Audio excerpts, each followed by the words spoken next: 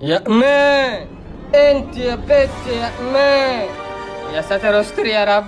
خير يا شيك، مش لابسه هدومك ليه يا بت؟ مش عارفه ان الشباب هنا تعبان؟ انا كنت باخد دش بس يا شيكه، يعني عادي ما حصلش حاجه. الكلام اللي انا سمعته ده صح يا بت؟ كلامي؟ شلتي اسم الزمالك من على الانستجرام عندك ليه يا بت يا امان؟ لا يعني انا شلت كل حاجه عشان الايميل يبقى سيمبل ومودرن كده.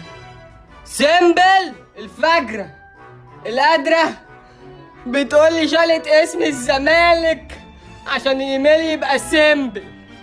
سيمبل ايه يا امان؟ يا بنت من ساعة ما شبختي شعرك اصفر واحمر تعمليهم علينا؟ انت مضيتي للاهلي يا بت.